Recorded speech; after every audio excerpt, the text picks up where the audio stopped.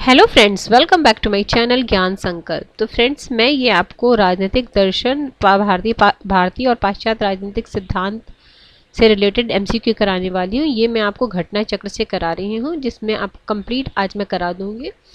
जो पीवाईक्यू आए हुए other UP, TGT, PGT, GIC, LT grade और अदर स्टेट से। चलिए स्टार्ट करते हैं आज का क्लास।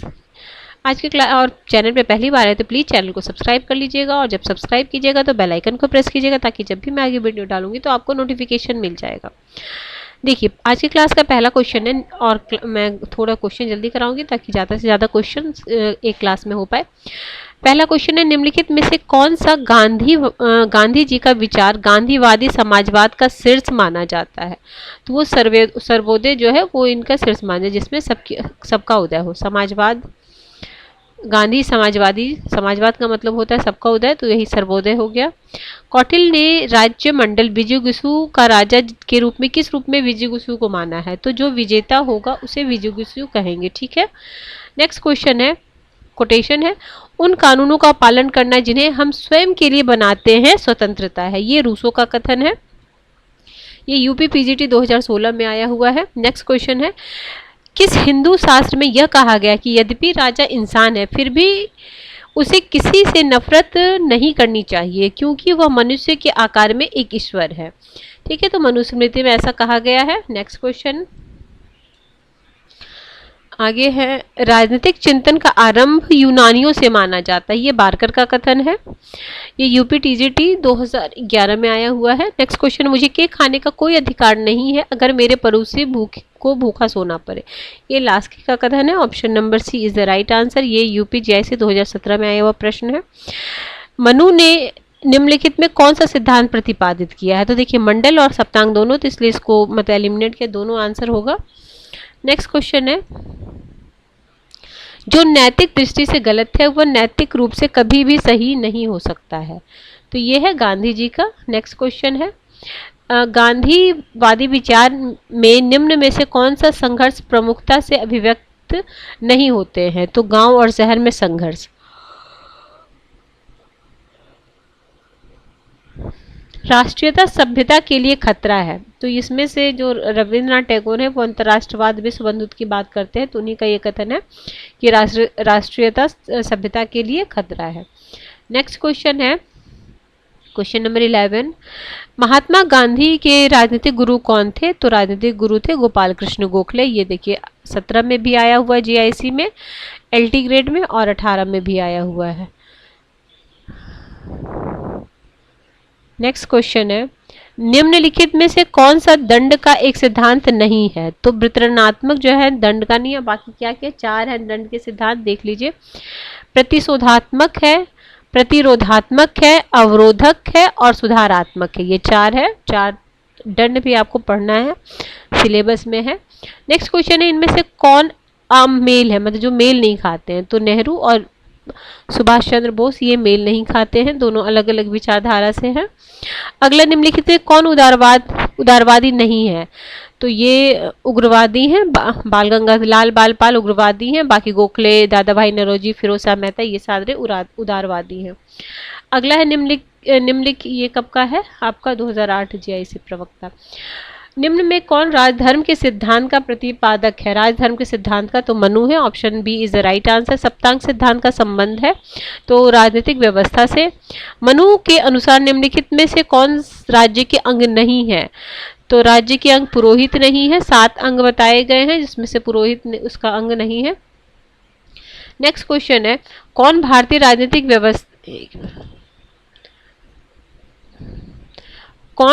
राजनीतिक व्यवस्था के विभिन्न स्तरों पर विभिन्न राजनीतिक शैलियों के प्रचलन की बात करते हैं? तो ये बात करते हैं मॉरिस जॉन। क्या है?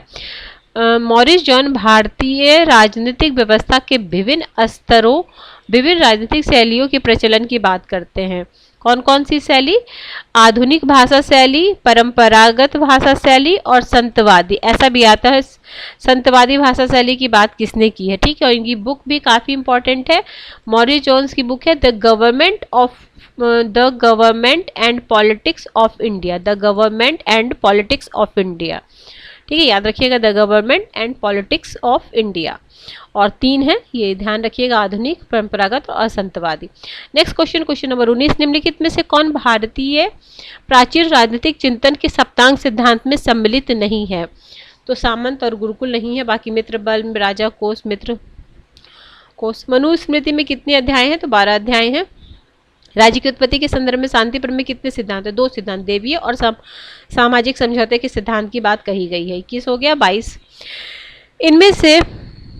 इनमें से कौन चिंतक अर्थशास्त्र परंपरा का चिंतक है? तो ये हो जाए बात व्याघ्री, ऑप्शन नंबर डी। बाकी चिंतक कौन है? शुक्र है, कामंदक है, सोमदेव है। थोड़ा सा देखो, सोलेटोर का मानना है कि प्राचीन भारत की राजनीतिक विचारधाराओं में सबसे अधिक ध्यान देने योग्य कौटिल्य की विचारधारा है। कौटिल्य ने राजनीति को एक पूर्ण विज्ञान मानकर उसका पृथक वर्णन किया। कौटिल्य का अर्थशास्त्र सभी पूर्वगामी अर्थशास्त्रों तथा अर्थात राजनीतिक विचारों का सार है। यद्यपि कौटिल्य के पूर्व भी भारत में अनेक राजनीतिक विचारक हुए हैं, जिसमें कौन कौन से? ये बृहस्पति, भारद्वाज, व्यासपी का नाम प्रमुख है से लिया जाता है। कौटिल्य ने अपने अर्थशास्त्र में इनका उल्लेख भी किया है। अच्छा, क्वेश्चन क्या है? इनमें से कौन चिंतक अर्थशास्त्र परंपरा के चिंतक है? ठीक है, तो ये तीनों नहीं है, और ऑप्शन में तो वाद व्याघ्री दिया है, बाकी भी क्या कौन कौन से हैं ये ध्यान रखिए, बृहस्पति और भारद्वाज। ठीक, नेक्स्ट को ये आपका HP यानी हिमाचल प्रदेश असिस्टेंट प्रोफेसर 2014 का प्रश्न है। नेक्स्ट क्वेश्चन है, राज्य के अंतर्गत राजा यदि चोरी का पता लगाने में असमर्थ रहता है तो उसके लिए वो पाप के समान है। तो ये मनु का कथन है। निम्नलिखित में से कौन एक गांधी के सत्याग्रह का साधन नहीं है? तो हिंसक कार्य, ऑप्शन आराम से इसको कर सकते थे। देखो, ये भी यूपी GIC और GDC दोनों में आए हो। GIC में 15 में और GDC में 13 में आया हुआ है। आगे निम्नलिखित कौन गांधी दर्शन से संबंधित है? तो देखियो, न्यायसीता है, नई तालीम है, हिजरत है और सर्वोदय। तो सारा कुछ है। ये आपका यूपी PGT 2021 में रिसेंट में जो एग्जाम हुआ उसमें आया हुआ प्रश्न है। नेक्स्ट क्वेश्चन पे चलते हैं। देखो, न्यायसीता, नई तालीम, हिजरत और सर्वोदय सभी गांधी से संबंधित है। हिजरत का अर्थ क्या होता है? अस्थायी स्थान का स्वैच्छिक परित्याग। हिजरत गांधी जी के सत्याग्रह का एक तरीका है जिसके अनुसार ऐसे व्यक्ति जो अपने आप को पीड़ित अनुभव करते हैं, वे आत्मसम्मान के साथ उस स्थान पर नहीं रह सकते हों या अपनी रक्षा करने की शक्ति न रखते हों, उनके द्वारा हिजरत का प्रयोग करना चाहिए। गांधी जी ने 1937 में नई तालीम की योजना प्रस्तुत किया। इसे वर्धा योजना बुनियादी शिक्षा और बुनियादी तालीम भी कहा जा सकता है। देखो, अब इस बार ये पूछा तो नेक्स्ट टाइम ये पूछ सकता है कि नई तालीम कब आई थी, तो डेट याद रखिए 1937। अगला है राजनीतिक के गांधीवादी मॉडल में निम्नलिखित कौन विशेषता नहीं है? राजनीति के गांधीवादी मॉडल में क्या? देखो, नीति भी है, धर्म भी है, मानवता भी है, सत्ता नहीं होगा, आराम से एलिमिनेट कर सकते हो। नेक्स्ट क्वेश्चन है, राज्य के संबंध में गांधी के विचार इनमें से किसके निकट है? दार्शनिक अराजकतावादी भी बोलते हैं, तो ठीक है, option A is the right answer. Easy question. Next question है, परमात्मा सत्य है और सत्य ही परमात्मा है। ठीक है, गांधी का क्या है? परमात्मा सत्य है और सत्य ही परमात्मा है। ये यूपी TGT आपका 2011 में आएगा। और गांधी जी की आत्मकथा क्या? ट्रुथ, अच्छा, उन्होंने अपनी पुस्तक ट्रुथ इज गॉड में लिखा है, परमात्मा सत्य है और सत्य ही परमात्मा है। Next question, my experiment with truth, उनकी वो आत्मकथा है, सत्य के साथ मेरे प्रयोग। आगे है, किसने कहा कि आधुनिक सभ्यता 4 दिन की चांदनी है? तो ये भी गांधी जी की है। ठीक है, ये यूपी PGT 2021 का प्रश्न है आपका। आधुनिक सभ्यता देखिए, गांधी जी ने आधुनिक सभ्यता की आलोचना करते हुए कहा है कि 4 दिन की चांदनी है। गांधी जी अध्यात्म तत्व की प्रधानता में विश्वास रखते हैं। उनके अनुसार यह भौतिक संसार एवं उसकी चमक दमक नश्वर है, अतः सांसारिक जीवन में उन्नति की आध्यात्मिक। ठीक है, चलिए आगे चलते हैं। महात्मा गांधी के सत्याग्रह के अस्त्र का सर्वप्रथम प्रयोग कहाँ हुआ था? तो दक्षिण अफ्रीका में हुआ था। अगर दक्षिण अफ्रीका ना दे कि इंडिया में ही कोई और नाम दे देता तो चंपारण हो जाता। अगला है, इनमें से किसने सत्याग्रह अपनाया है? तो ठीक है, ऑप्शन बी, ये 2014 DTPSB का है। आगे है,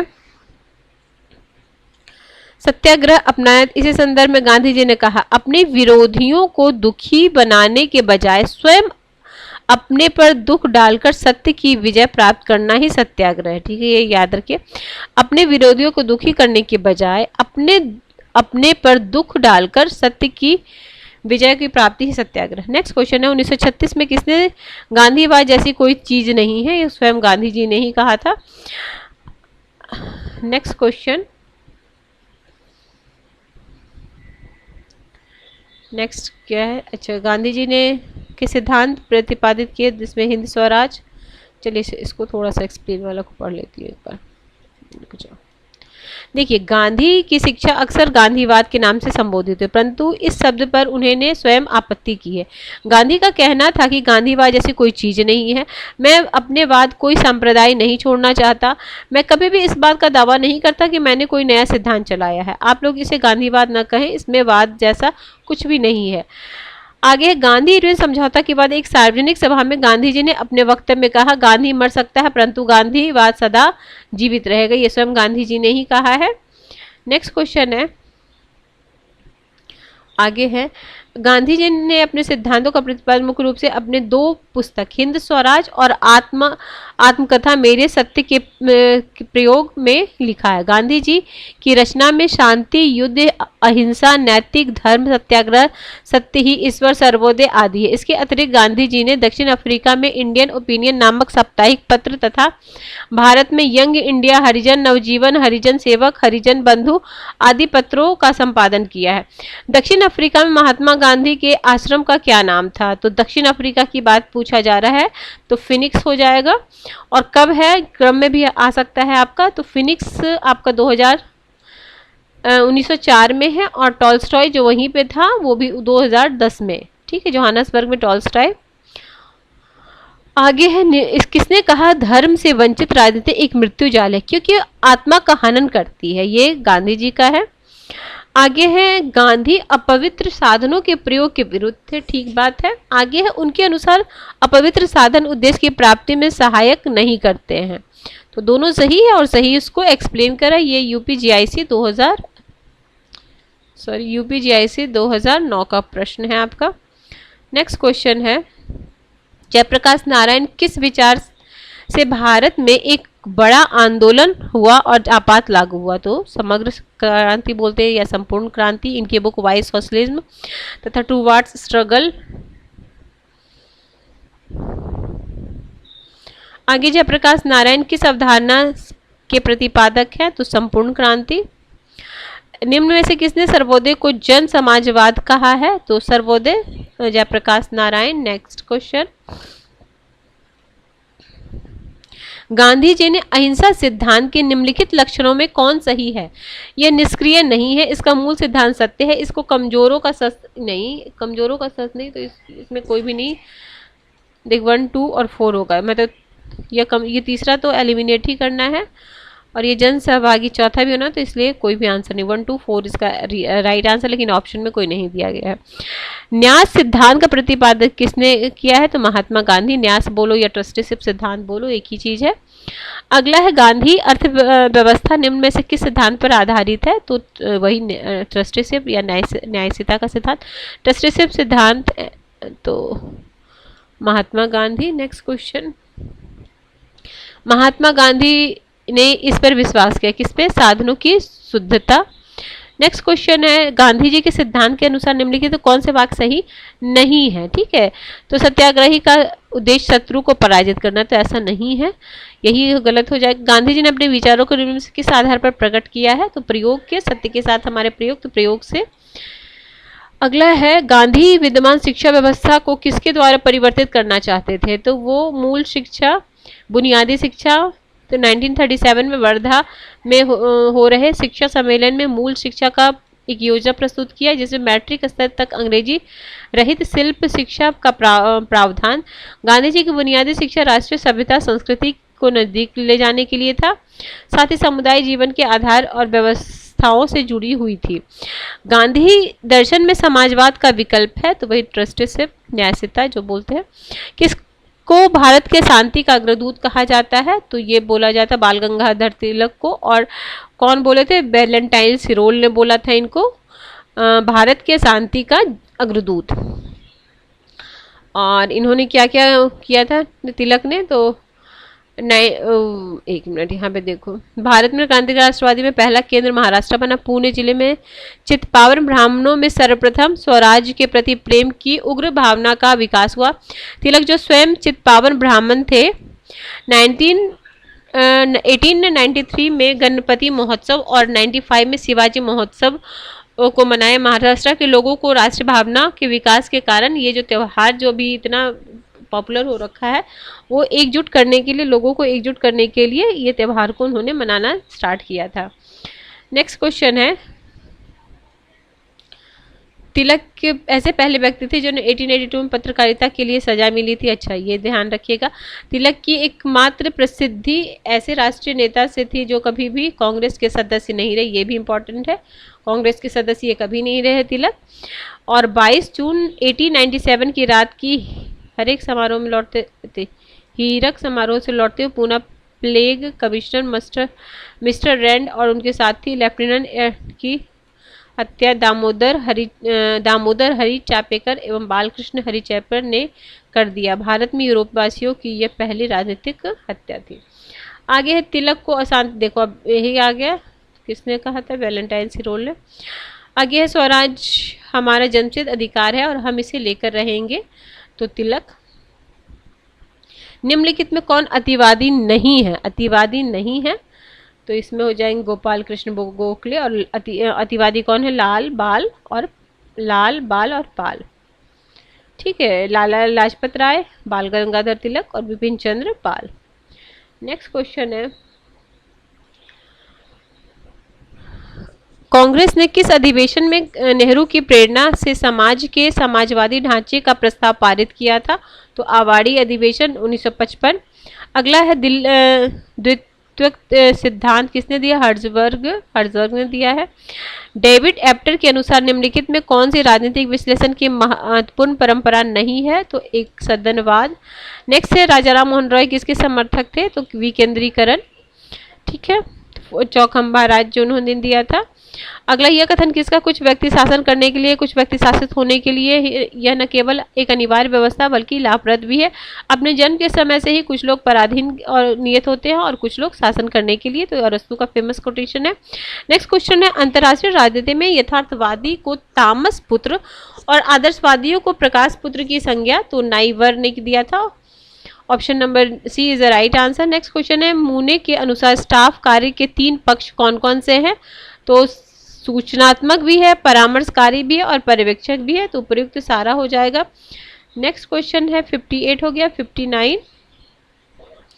59 में है कि मार्टिन कापला ने अंतर्राष्ट्रीय व्यवस्था के निम्न में से किस प्रतिमान की कल्पना की थी?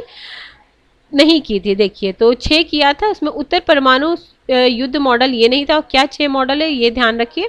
देखिए, पहले तो है शक्ति संतुलन, फिर ढीली द्विध्रुवीय, फिर कठोर द्विध्रुवीय, फिर सार्वभौमिक हो जाएगा, फिर पद सोपानीय, फिर इकाई निषेधाधिकार व्यवस्था। 6 का याद और क्रम में याद रखिए किसके बाद कौन है। आगे संरचनात्मक उपागम किससे जुड़ा हुआ? तो आलमंड और पावेल से। आलमंड और पावेल याद रखिएगा।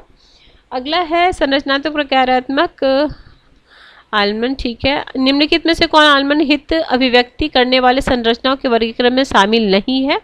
तो प्रजातीय संरचना नहीं है। कौन कौन सा? 4 है। तो संस्थात्मक है जिसमें दबाव समूह आता है, समुदाय है, फिर गैर समुदाय है, देखो इंस्टीट्यूशनल, एसोसिएशनल, नॉन एसोसिएशनल और एनोमिक। एक चौथा एनोमिक हो जाएगा। ठीक है, प्रदर्शनकारी दबाव समूह। 4 तरह के दबाव समूह, चारों को याद रखिएगा नाम। इनमें से कौन वैज्ञानिक प्रबंध के पिता कहते हैं? तो डब्ल्यू टेलर को बोलते हैं। इनमें से कौन यथार्थवादी नहीं है यथार्थवादी, यानी कांट क्या है? आदर्शवादी है।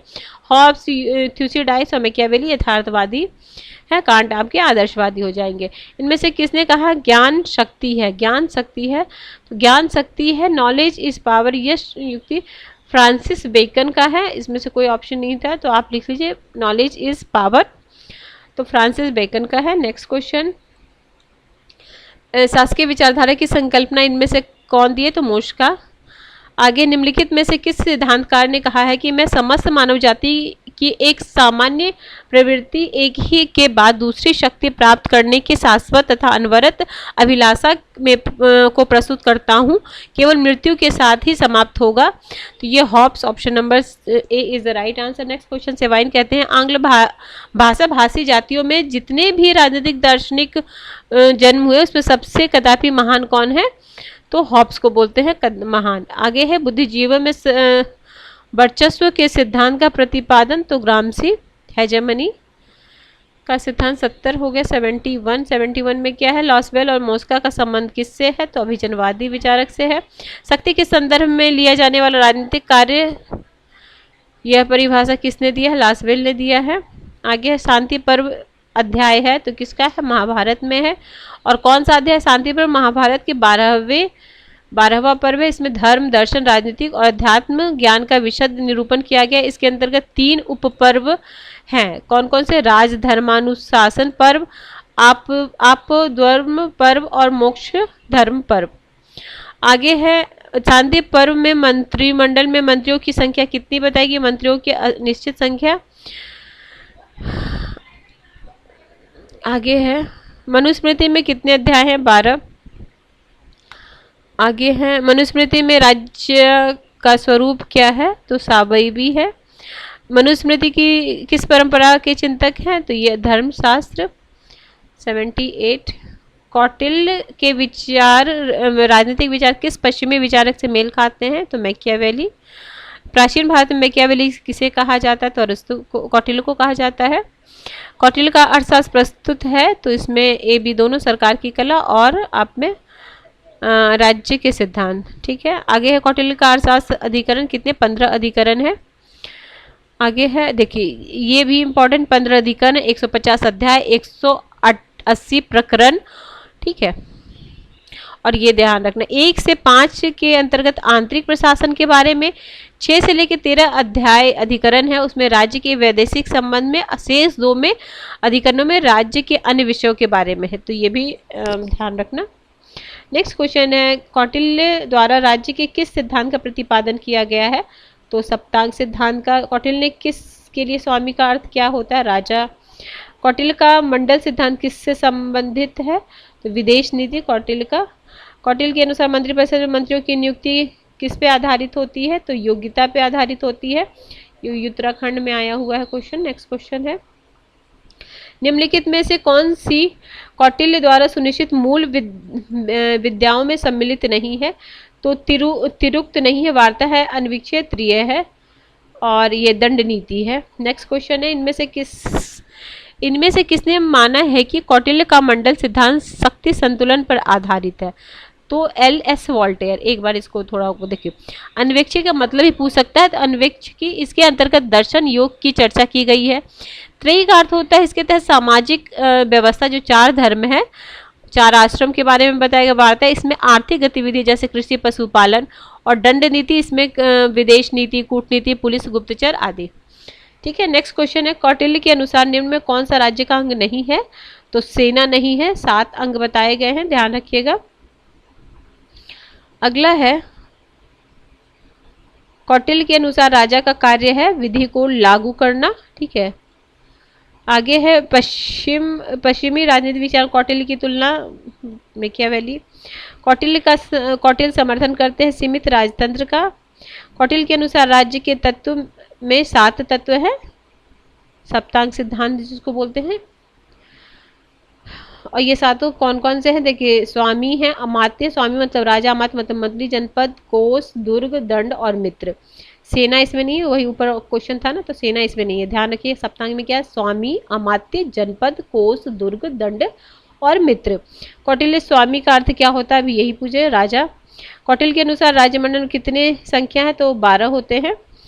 आगे कौटिल्य के मंडल में कितने राज्य शामिल है? तो 12 शामिल है। कौटिल्य के लिए योगक्षेम सिद्धांत का अर्थ क्या होता है? प्रसन्नता और समृद्धि का विचार, प्रसन्नता और समृद्धि का विचार। नेक्स्ट क्वेश्चन है कानून उच्चतर और निम्नतर को दिया गया आदेश है, तो ये है आपका ऑस्टिन का।